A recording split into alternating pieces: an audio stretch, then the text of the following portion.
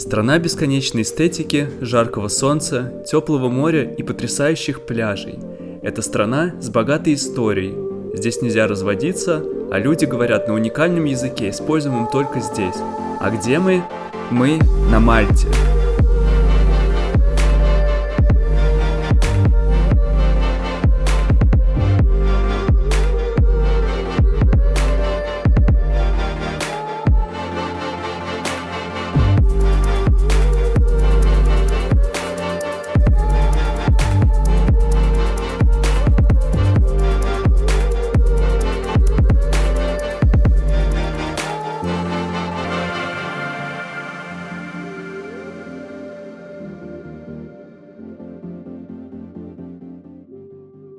Сегодня мы расскажем вам, как исследовать эту удивительную страну без автомобиля, полагаясь только на общественный транспорт, используя только автобусы, паромы и такси.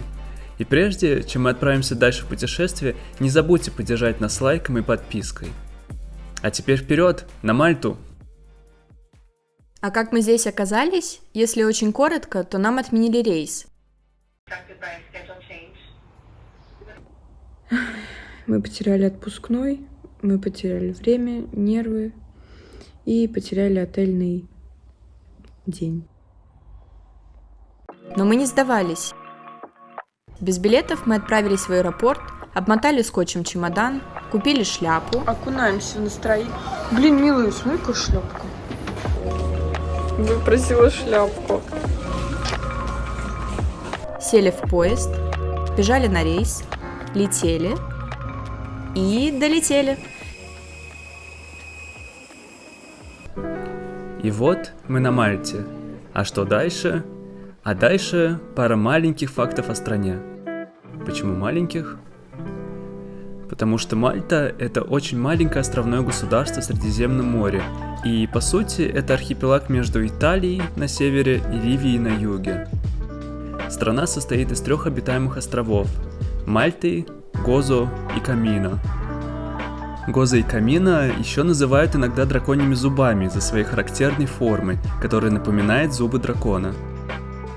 Кстати, суммарная площадь этой страны всего-навсего 316 квадратных километров, что, например, в 2 раза больше, чем площадь Милана или такая же, как у немецкого города Мюнхен.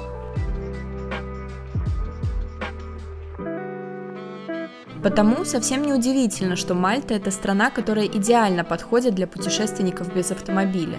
Да, таких как мы. Эта страна имеет настолько удобную инфраструктуру, что буквально каждый может посмотреть все самые красивые места Мальтийских островов. Что мы и сделали. За наше короткое пребывание здесь мы успели проехать через всю Мальту. И прежде, чем мы посмотрим чудеса Мальтийских островов, поговорим о том, как здесь удобнее всего передвигаться.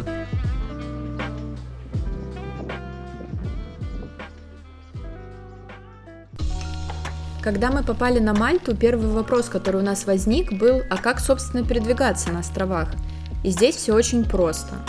Итак, способы передвижения. Конечно же, первый вариант – автомобиль. Дорожная сеть здесь хорошо развита, и путешествие на машине – это очень гибкий, относительно недорогой способ исследовать острова. Однако нужно учесть, что на Мальте левостороннее движение, а парковка может стать очень большой проблемой в некоторых зонах, особенно в городах. Поэтому более удобный для многих способ – это такси. Такси здесь в большом количестве, его можно вызвать через приложение или найти на таксостоянках. Таксисты здесь вежливые, а их автомобили в хорошем состоянии. Но такси далеко не всегда дешевые, и проезд из одной части острова до другой может обойтись до 50 евро. Также между Мальтой, Гозо и Камино есть регулярные паромные сообщения. Паромы – это удобный способ добраться до других островов архипелага, и мы, кстати, пользовались паромами активно. Но, пожалуй, наиболее доступный вариант – это автобусы. Мальта имеет обширную сеть общественного транспорта, включая автобусы, которые соединяют большинство населенных пунктов на острове.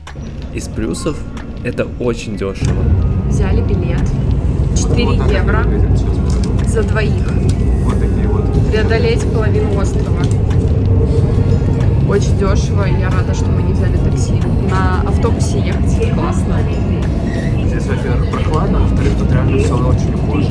Да, чисто, кондиционер, все как положено. К тому же, острова можно хорошо посмотреть через широкие окна автобуса. Из минусов, иногда автобусы могут быть переполнены людьми. Также может оказаться, что некоторых автобусов приходится ждать на остановке до часу, что, конечно, обязует к дополнительному планированию времени. Ну и, само собой, на сложные маршруты приходится тратить гораздо больше времени.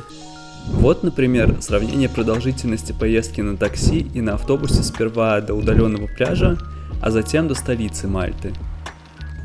Но несмотря на это, стоит подчеркнуть, что автобусы на Мальте – это удобно и реально дешево, а потому большую часть времени мы передвигались исключительно автобусами. И вот, как только транспорт выбран, встает вопрос – а что же посмотреть? На удивление, Мальта, несмотря на свои размеры, наполнена большим количеством красивых мест, и нашей целью было захватить настолько много чудес Мальты, насколько это возможно. И начнем мы, пожалуй, со столицы острова, с города Валетта. Время 5:40 утра, мы идем снимать Валетту. Валетта – столица Мальты и один из самых исторически богатых городов Средиземноморья. Город был основан в 16 веке как оборонительная крепость после успешной обороны Мальты от Османской империи во время Великой Османской осады, а потому оборонительные стены здесь видно повсюду.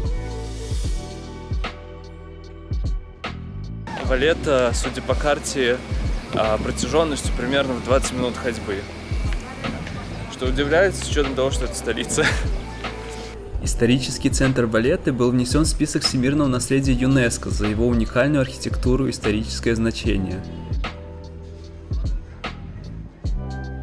Здесь есть вся прелесть южноевропейских городов, в частности, живописная архитектура и узкие, уникальной красоты улицы, которые можно исследовать бесконечно. На самом деле очень нравится этот город, много всяких магазинчиков интересных, красивых, очень красивые кофейни, пиццерии, очень красивые люди ходят. Улицы очень напоминают римские. Вот Денис, как истинный фанат Рима, он обычно ни с чем этот город не спутает, но даже ему напоминает. Скажи. Правда, очень похоже архитектурой, похоже ощущениями, в общем, запахами. Запах вообще изумительный. Все время в воздухе витает либо запах мороженого, либо кофе, либо духов. Просто фантастически. Обожаю. Так что... И очень тепло. Да, кто любит Италию, вам точно понравится. И тут здесь очень-очень чисто. Потому что в Риме все равно ты заходишь вот в такие улочки, например, и там все валяется, а здесь ты действительно куда ни зайдешь, везде убрано. Очень приятно. В этом городе действительно куча вкусных ресторанов и полных эстетики кофеен. И прямо посреди оживленных улиц то и дело продаются фрукты, выращенные прямо на острове. Помимо этого, Валетта украшена многочисленными католическими соборами и церквями. Но, безусловно, наиболее впечатляющим собором является собор Святого Павла.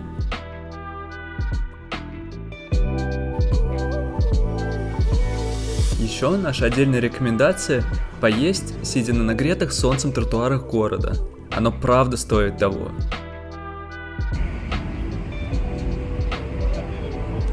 Очень классно. Сидим на набережной, на каких-то ступеньках. И едим Биг Мак и Биг Тейсти. Вкусная точка. В общем и целом, посещение Валетты – это абсолютный must-have.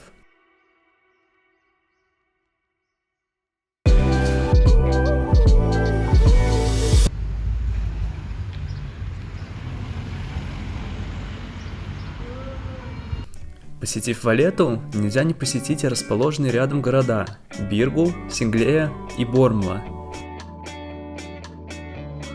Вместе их еще именуют три города или тригородья.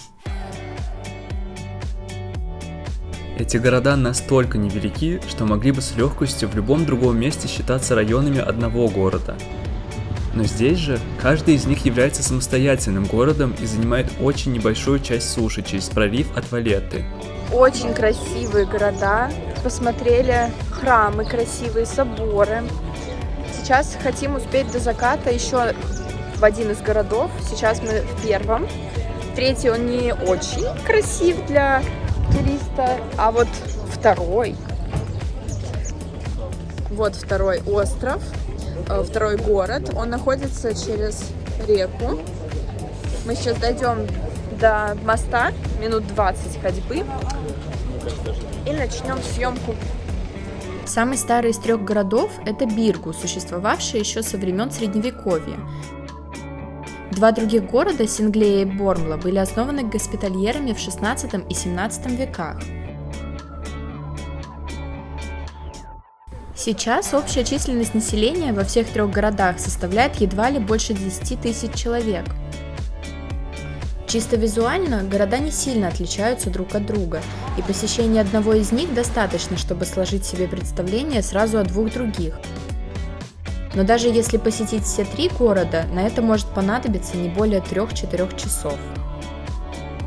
Из приятных особенностей этих 3 городов – это наличие большого и красивого порта для яхт, изящной архитектуры и расслабленных летних кафешек. Хочу сказать, что вечером здесь очень прекрасно. Да. Я не устаю поражаться, какие здесь люди, правда. Все такие отзывчивые. У нас тут дрон летает, людям мешают, все смеются, обходят, смотрят. Стоят, ждут. Так прекрасно, потому что у нас реально травма была в Лейпциге, когда мы запускали дрона. Вот, на нас там все косились, что-то шептали, такие. Вот, а здесь прям очень расслабленно, очень много молодежи, очень классно. Все что-то слушают музыку, ходят, наслаждаются, и при этом хочу еще раз повторить, что очень чисто, очень чисто. Днем на самом деле довольно жарко, и улицы становятся пустыми. Все расходятся. Но к вечеру ситуация разительно меняется.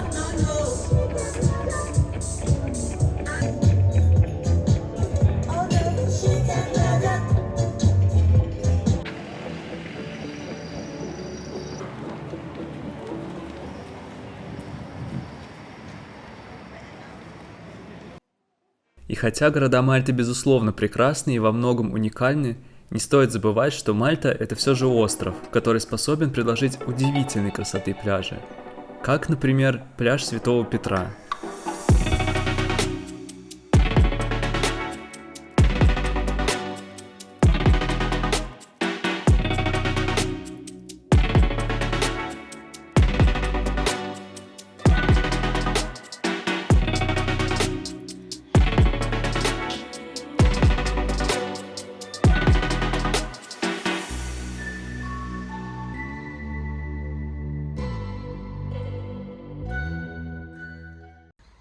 Этот пляж, наверное, один из самых молодежных пляжей из тех, которые нам доводилось видеть. Он находится относительно недалеко от столицы, и до пляжа легче всего добраться на такси.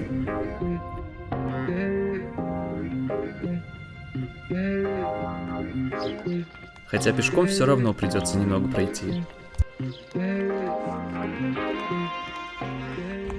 Нас высадили, идем пешочком к пляжу. Что это за такси такое? Могли бы и прямо к воде подвезти. Что скажешь, любимый? Ну, хотел бы в воду прям. Что за сервис? 4 евро, вот это вот. Просто мне не нравится, знаешь, когда приходится самому заходить, а тебе сначала некомфортно, вот по полю заходить. Мне вот нравится 1,5 часа еще пешком, как на Павловск идти. Разогревает и сразу в воду хочется. Блин, на самом деле вот эта вся тема с такси, доставками, дешевым кофе, она так расслабляет, так хочется тратить деньги. Да, хочется жить, тратить деньги, наслаждаться. Вообще потрясающая атмосфера. На пляже, как правило, людно, но атмосфера здесь царит невероятно дружелюбная и расслабленная. Главная фишка пляжа – это прыжки со скал в воду. А потому люди здесь делятся на 2 группы. Те, кто смотрит, и те, кто прыгает в море со скалы.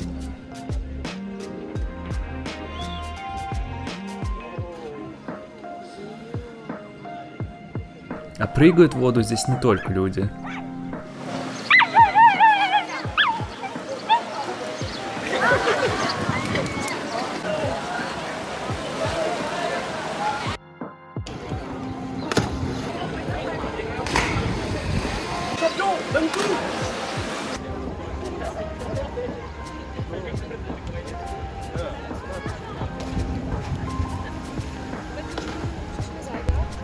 Это был первый пляж, который мы посетили на Мальте, и на удивление он понравился нам больше всех остальных.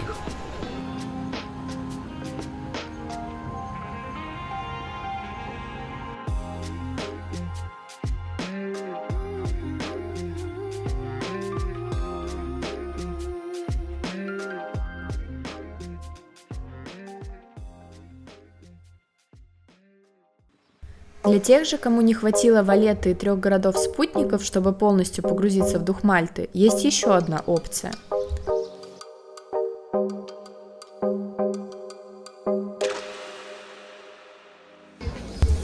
Итак, историческая столица Мальты – город Мдина. Добраться до города очень и очень просто. Достаточно сесть на один из многочисленных идущих сюда автобусов. Главное – запастись кофе. Хочется сказать, что без кофе жизни нет. Очень хочется спать, кофе, начинает болеть голова. Не это ли кофейная зависимость? Мы добрались до старой столицы этого острова, город Мдина. Путь был относительно несложным, но долгим. Долго. Сейчас пробки, будний день, все едут на работу по делам, и мы действительно долго добирались относительно того, как это было, например, в воскресенье. Ну, где-то часа полтора, наверное. Да, я думаю, часа полтора у нас заняло. Да. Если бы это, наверное, выходной день был бы, мы бы за час управились. Да, но тут уже цветы, всякие дверцы, цветные окошки, рамы, мы уже в предвосхищении. Да, пойдем смотреть. Город имеет более чем 4000-летнюю историю и является одним из самых культурно значимых мест в стране. Мдину часто называют городом тишины из-за его спокойной атмосферы и отсутствия автомобильного движения внутри стен города.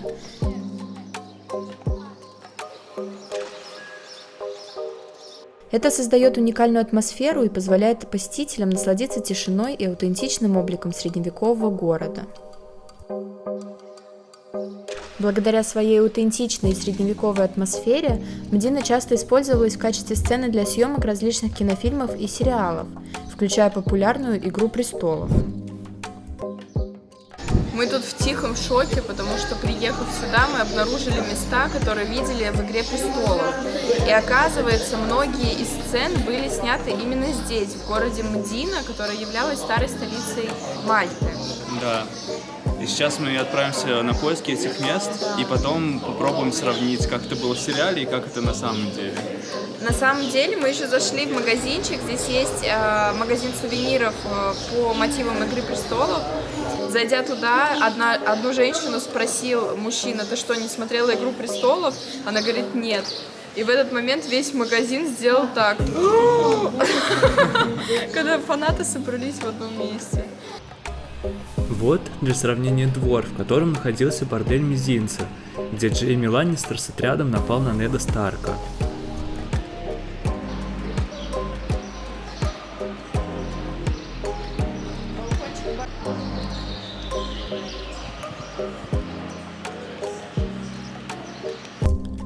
А в этом саду снималась сцена диалога Неда Старка с Серсеей Ланнистер, когда он угрожал ей раскрыть всем тайну происхождения ее детей.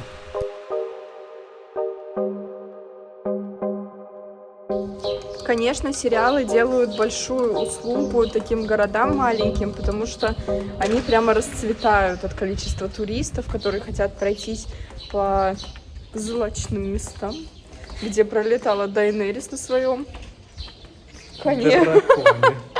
Да, не, очень классно, действительно, очень чисто, красиво, вкусно пахнет, птички поют, людей не так много, потому что...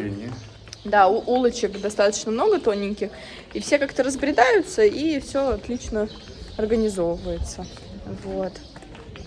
Мы рады, нам очень нравится.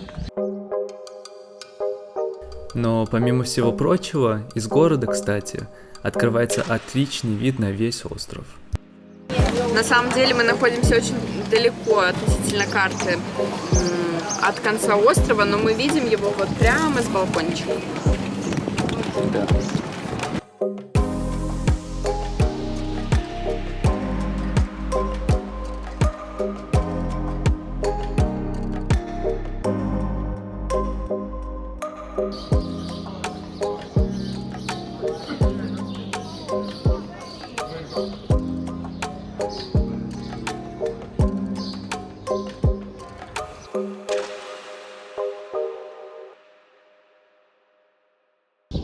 Нагулялись. Едем на пляж. Примерно за час езды на автобусе от Мдины можно добраться до двух прекрасных и излюбленных на Мальте пляжей – Голден Бэй и Нейна Бэй. Эти два пляжа настолько рядом, что между ними буквально находится только один разделяющий их утес. Мы посетили оба пляжа, и вот особенности, которые мы выявили у каждого из них. Начнем с Голден Бэй.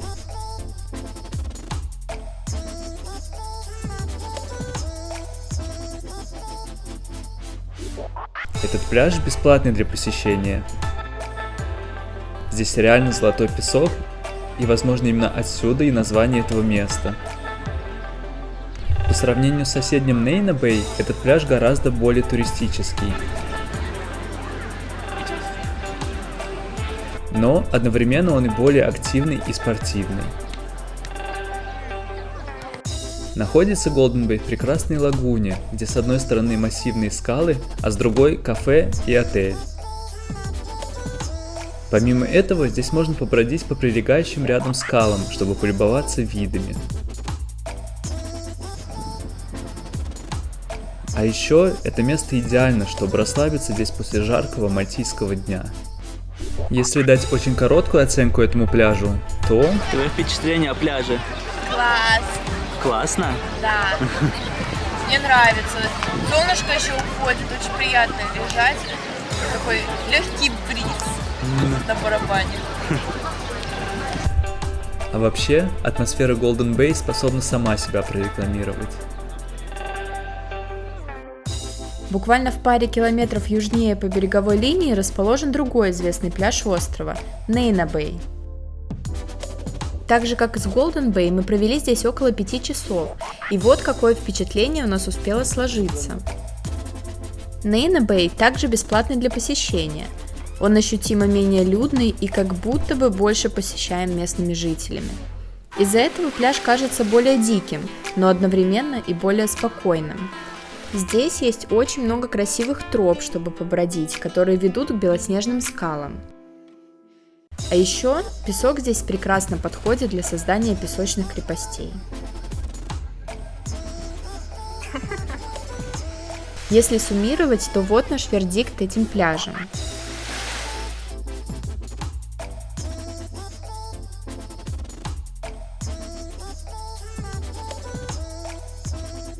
Оба пляжа достойны того, чтобы их посетили.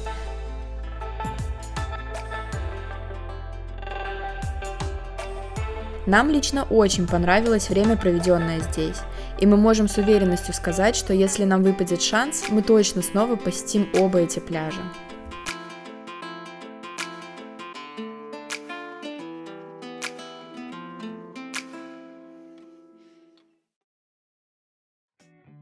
Но не все красоты Мальты находятся на основном острове. И прежде, чем мы двинем дальше, 3 маленькие особенности острова Мальта. Мальта радует не только красивыми местами, но и очень вкусной и недорогой едой. Очень дешевая и очень вкусная, говорят. И отзывы хорошие. Я проверю.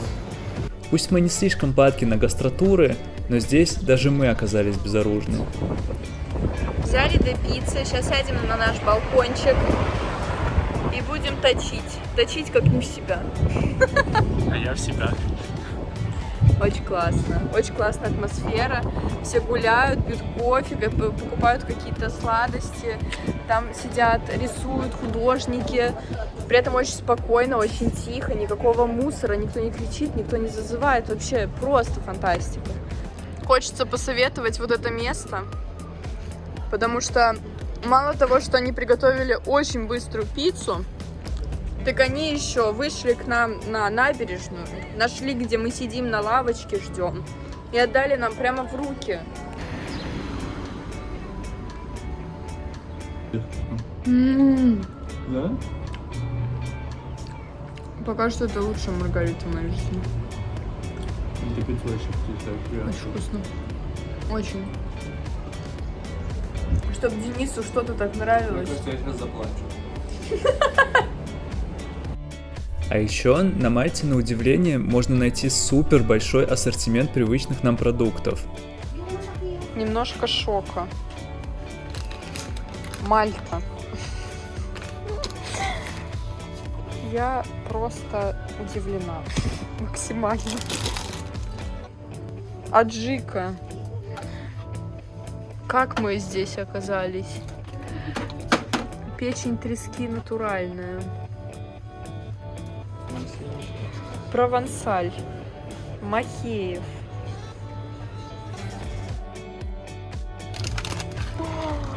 Ё-моё, ты посмотри.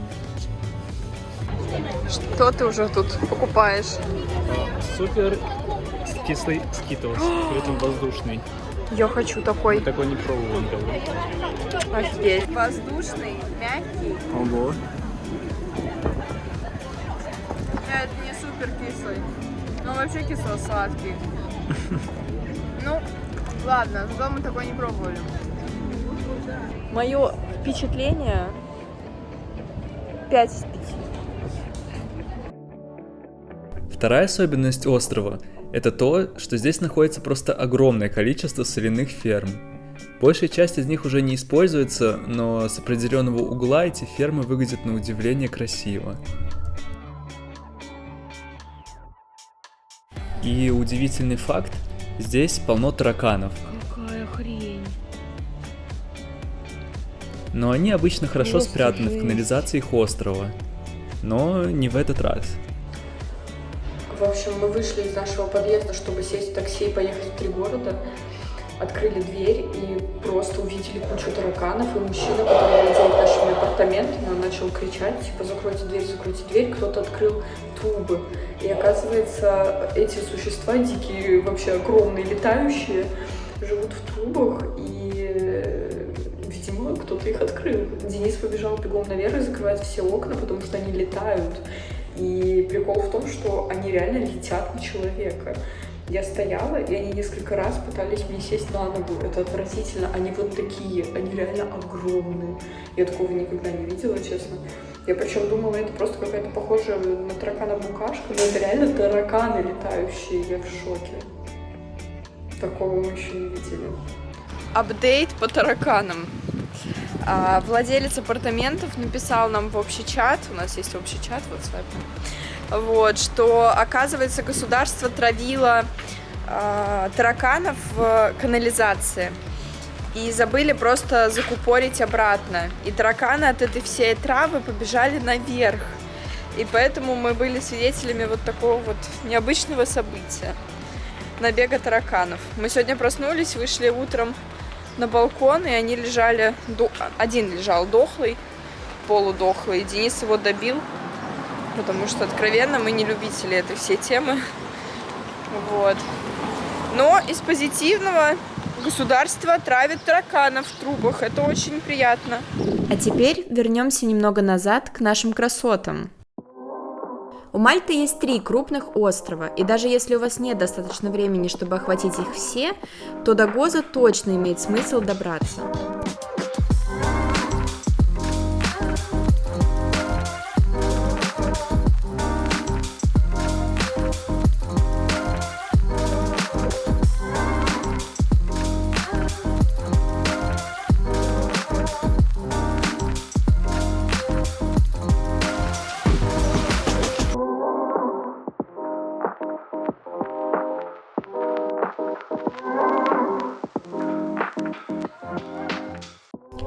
Но нужно иметь в виду, что дорога занимает время, а потому...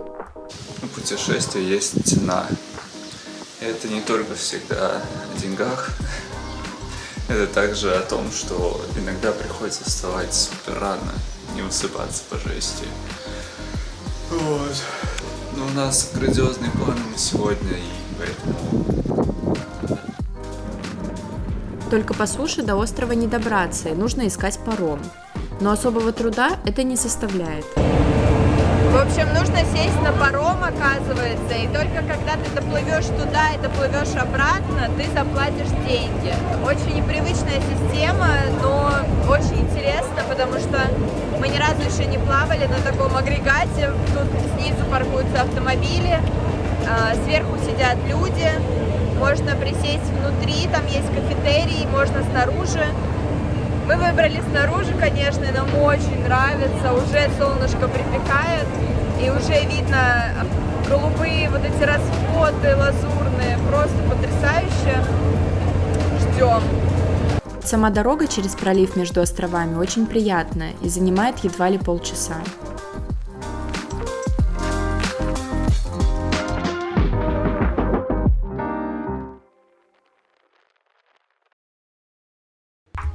Для тех же, кто хочет добраться до Гоза напрямую из Валетты, есть такие экспресс-паромы. Стоят они несколько больше, но откровенно такой способ передвижения экономит кучу времени. Итак, почему Гоза? Гоза – второй по величине остров архипелага Мальта, также обладает богатой историей и культурным наследием. Но, честно говоря, сюда стоит ехать не только из-за этого. В отличие от более оживленного острова Мальта, Гоза известен своей спокойной и расслабленной обстановкой, благодаря чему он становится популярным местом для отдыха и релаксации для местных жителей и туристов. Более всего, остров Гоза славится своими красивыми и уединенными пляжами. Эти пляжи привлекают туристов своей чистой водой и уникальной окружающей средой. Мы успели посетить здесь только 2 места, но зато какие это были места! Первое место называется внутренним морем Гоза. Здесь есть натуральная скальная арка, образовавшаяся в результате эрозии прибрежных скал под воздействием волн и ветра. Эта уникальная скальная арка образует окно в скалах, через которое открывается вид на бескрайнее море. Невероятно красиво. Рядом с ним расположена так называемая голубая дыра или голубое окно. Мы идем в поисках голубой лагуны. Денис меня поправляет, говорит, это не голубая лагуна, это голубая дыра. И уже более-менее похоже на правду, потому что чем сложнее идти, тем вероятнее всего в конце будет награда. Ранее здесь была скальная арка, которая образовалась естественным путем из-за эрозии. Но, к сожалению, в 2017 году она обрушилась в результате сильного шторма. Известность это место, тем не менее, не потеряло. Место реально восхитительное. Очень нравится, что сюда легко добраться, во-первых, а во-вторых, здесь очень много можно гулять, и тут нет давки. Все очень удобно. Мы едем дальше, хотим искупаться еще, поэтому надеюсь, что нам тоже понравится. Второе место, куда мы отправились, это Вьет-Иль-Гасри. Вьет-Иль-Гасри – это узкое ущелье, расположенное между высокими скалами, которые простираются вглубь острова до моря. Это уникальное природное образование создает удивительной красоты пейзаж. Вьет-Иль-Гасри известен своей тихой и уединенной атмосферой, что делает его прекрасным местом для отдыха и релаксации. Место фантастическое. Никаких тебе волн тебя не бьет, при этом ты чувствуешь какую-то обособленность. Вообще просто фантастика, людей очень мало. Но хотелось бы немножко потеплее водичку. Да, водичка, ты нагреваешься, а потом тебе заходить, конечно...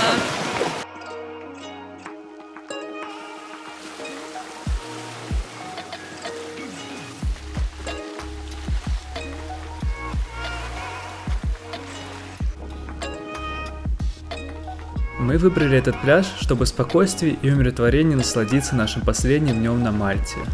И мы абсолютно об этом не пожалели. Наконец, познакомившись с Гоза и посмотрев главные города и достопримечательности главного острова, имеет смысл взять паузу и просто поддаться очарованию страны. Она действительно способна удивлять. Нравится.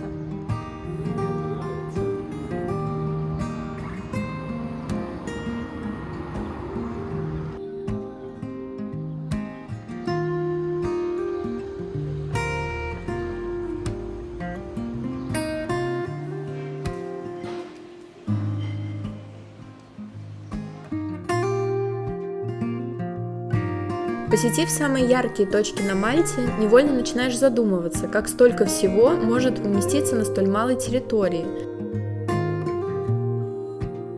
Мы постарались впитать в себя все самое лучшее, что может предложить эта страна.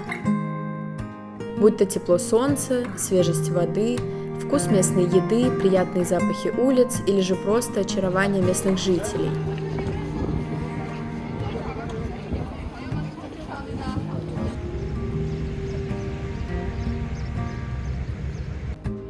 Мальтийские острова подходят буквально каждому – самостоятельным путешественникам, любителям приключений или просто тем, кто приехал сюда отдохнуть.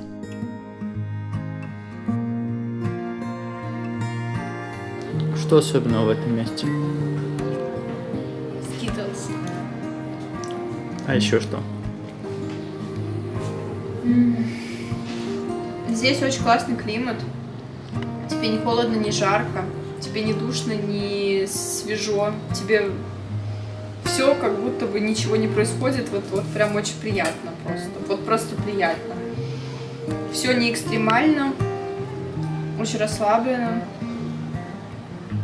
Вкусно.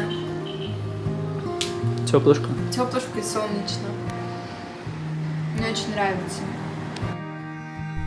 За время нашего путешествия мы посетили 2 из 3 островов Мальты. Достаточно ли недели, чтобы узнать Мальту целиком? Пожалуй, нет. На это, наверное, не хватит и месяца. Но зато за неделю здесь можно посетить все самые красивые места этой удивительной маленькой страны. Можно насладиться эстетикой местных городов и красотами пляжей. Можно лучше узнать мальтийцев и немножко заглянуть в их быт. И если вдруг Мальта тоже находится в вашем списке мест для посещения, то вот места, которые, по нашему мнению, точно имеет смысл посетить. Мальта – это страна, которую хочется узнать поближе, а главное, хочется снова вернуться. Спасибо, что провели это время вместе с нами. Не забывайте подписываться, ставить лайки и оставлять комментарии. И до встречи в новых выпусках!